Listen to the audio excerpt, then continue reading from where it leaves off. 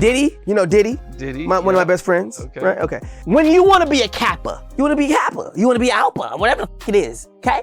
We're gonna haze you and haze you and haze you until you are a Kappa. That's what happened. People sold their souls to Diddy. And then they're mad now because the hazing process was a little bit rougher than they thought. Orlando Brown just walked into a federal courtroom and dropped a nuclear secret, one that could finally expose what really happens behind Diddy's closed doors. This is evidence, recorded in real time, hidden on a phone Diddy's team never knew existed. And what's on those tapes?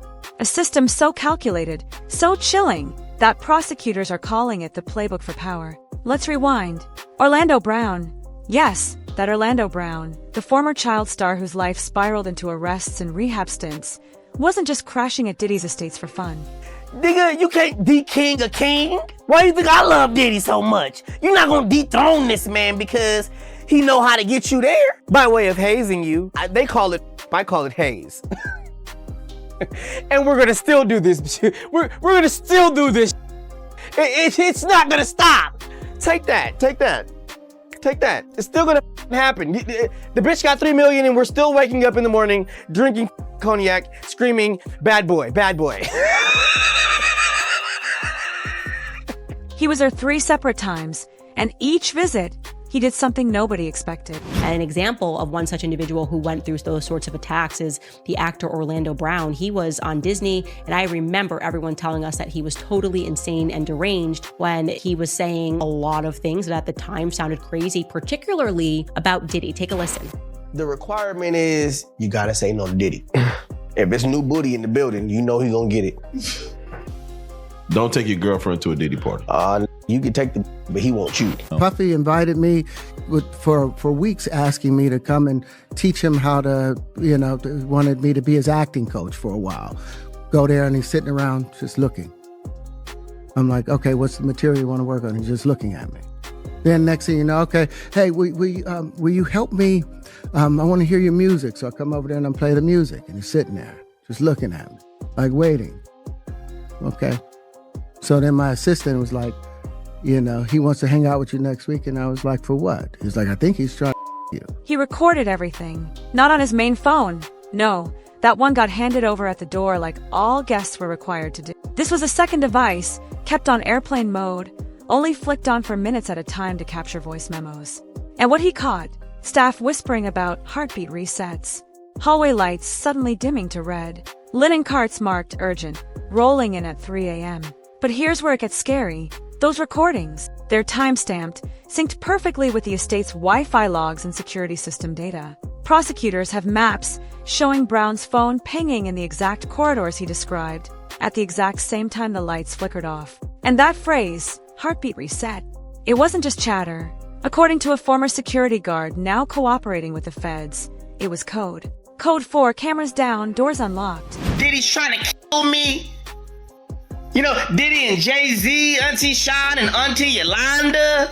No matter how many contracts you try to take out on my life, no matter how many times you try to threaten my family or threaten people to stay away from me, no matter how many things you try to do to me and how many things you've tried to do to me, it ain't working. Don't play with somebody that you know got the drop on you. Diddy's lawyers are scrambling. They're calling Brown a liar, a failed actor trying to trade testimony for leniency in his own legal mess. But here's the problem.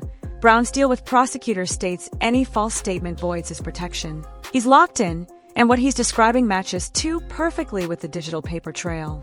I literally took one sip of my beverage, and the whole side of my face felt like I had a stroke. Well, it's not up to me. It's up to Mr. Combs, and I don't see it happening. Why? Because he believes he's innocent. He believes he's innocent.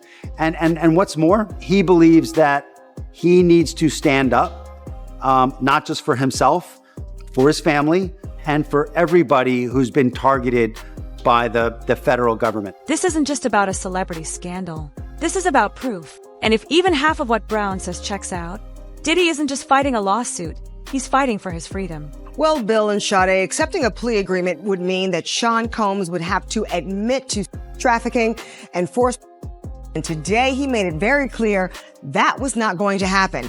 Diddy maintained all along these encounters involved consenting adults and plans to take his chances that a jury agreed. At trial, Combs will ditch the jail garb and wear ordinary clothes. As his lawyers argue, the evidence shows consenting adults being intimate in their own way. But how did a Disney Channel star end up with Diddy's secrets? The answer starts with a party, a second phone, and a hazing ritual Brown says he'll never forget. Isn't that, to my mind, that's one of the bigger hurdles in selecting a jury this coming week, is that there is, at least anecdotally, when I talk to people, they have that opinion, strongly held opinion, that there's celebrity tapes, that they've kind of conflated Epstein, and you mentioned Ghislaine Maxwell and all of these things into Diddy. There's this idea that somehow this is Epstein redux or something. Diddy, to me, is the fall guy. We are still seeing a major effort to protect the big names, just like with Jeffrey Epstein. Orlando Brown didn't just stumble into this evidence. He planned it. While most guests at Diddy's estates were handing over their phones and signing NDAs, Brown was executing a military-level operation to document everything. And the key, a $200 burner phone, kept hidden in his sock, never connected to Wi-Fi, never making calls, just silently recording the truth. Here's how he did it.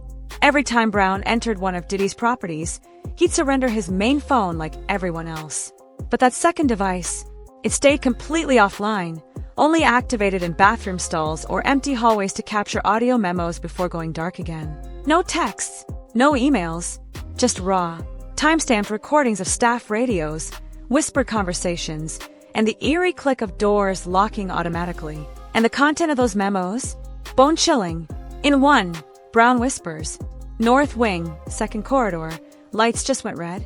They're using heartbeat reset again. Prosecutors matched this exact moment to the estate's smart lighting logs, which showed manual overrides dimming lights in that hallway for exactly 6 minutes. Coincidence? The FBI's digital forensics team says no. The metadata proves Brown's phone was there, recording in real time, and more importantly, nobody knew. But the smoking gun? A voicemail from a staffer forensically verified saying, "We'll have the heartbeat upgraded and ready." This wasn't hospitality. This was a system, one that Brown's recordings allegedly exposed as a cover for far darker activities. Diddy's team is screaming, "Set up." They claim Brown edited the tapes.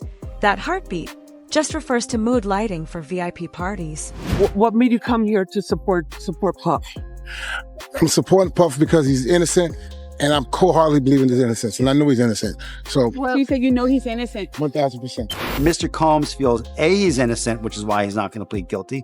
B, he's going to be truthful about this case because he wants to portray that to the people who have loved him his whole life. And I think he also feels an obligation to people in general. Maybe it's Black people, maybe it's white people, maybe it's anybody who's ever felt aggrieved and targeted by the government. He feels an obligation to those people to say, you know what? Maybe I can break the model. Maybe I can show the world that a Black man can win, in federal court. And I think he probably is the only person I know of who might be able to actually accomplish that. She did. And when the judge did, Diddy, who was sitting at the defense table with his attorneys, did not show any signs of emotion. He took a sip of water before he was led out of the courtroom by the U.S. Marshals. Now, his lawyers have vowed to fight this. They are going to be back in court on Wednesday before the judge who will oversee this trial and try to get Diddy to be released. Now, as far as jury selection goes, I think the biggest takeaway for me is that both sides expect to have all of this done in the matter of 3 days. Now, given just how high profile this trial is, I was kind of stunned that they seem very confident that they will be able to seat a jury in that amount of time. What happens is if people go into a trial believing the firepower on the prosecution is so strong, I mean, let's say on a scale of 1 to 100, it's a 95 that it's so strong, but it goes down to an 88. That helps the defense because everybody goes in thinking, wow, they're going to prove this and they're going to prove this and they're going to prove this. And all of a sudden, none of it's there. I think that actually helps the defense. Back up a little bit, please. How can you support your father? How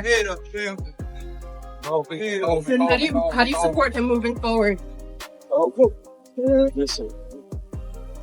The last hearing before Sean Combs' trial starts, when he walked into federal court today, he appeared to be looking for his family. They've pretty much been at all of the hearings that I've been to, but there was no presence of his sons or his mother or his sister who had previously been at those hearings. Do you still think that, because there is this public perception, that there are celebrity tapes involved in this case? No. Do you still think that there are minors involved in this case? I'm certain no. Okay. And again, when you say this case, we're talking the criminal case. The criminal case. In the correct. criminal, I know that. In the criminal case. In the criminal case, no. We have the latest from federal court in the Sean Combs criminal case. Status of jury selection, what Diddy's going to be wearing, violation of a gag order, rejecting a plea offer. But here's what they can't explain. Why did the estate's own router logs show Brown's hidden phone connecting to guest Appian 2 at the same times he described suspicious activity? Why did security footage mysteriously glitch during those exact windows? Diddy's lawyers had argued that he had made good faith efforts by showing up in New York, ready to surrender to face these charges, but prosecutors said that he could not be trusted, that he has a history of trying to intimidate witnesses, including some who are going to be witnesses in this case. They urged the judge to remand him. He knows the deck is stacked against him. They've got a ton of evidence. Take the plea deal, dude. Just take it. Well, my guess is that, because we don't know the deal of the plea deal. At least I don't think we do. True. Okay. Brown's move wasn't just brave, it was brilliant. While others allegedly signed NDAs and looked the other way, he turned Diddy's own tech against him. And now, those airplane mode recordings might be the only independent evidence that cracks this case wide open. But Heartbeat Reset was just the beginning. What Brown recorded next involves linen carts, mirror-lined doors, and a night Diddy's team never thought would be exposed. The decision guarantees Combs will face trial beginning just 4 days from now that will test whether one of music's most prolific figures used his power, wealth, and fame to exploit both women and men for decades. Elaborate, sometimes days-long parties by coercing victims through drugs, threats, and manipulation. They claim to have video evidence, and some of the accusations echo details from over 70 civil lawsuits filed against Combs over the last 30 years. What does a luxury linen cart have to do with a federal criminal case? Everything, if it's rolling down Diddy's hallways at 3 a.m. with a label that says, Heartbeat Refresh. Orlando Brown's recordings didn't just catch whispers, they exposed a system, and the smoking gun wasn't a weapon. It was a laundry cart. Here's what Brown's memos captured. Staff radioing about upgrading the heartbeat, followed by the sound of wheels squeaking down marble hallways. Then, a timestamp procurement ledger, obtained by prosecutors, shows a rush order for linens that same night, marked guest wing urgent with a handwritten note. Use heartbeat cart. The estate's housekeeping manager testified this wasn't normal. Heartbeat carts were only used for high-priority resets, she said under oath. Like when a room needed to be sanitized fast. But the defense has a story too.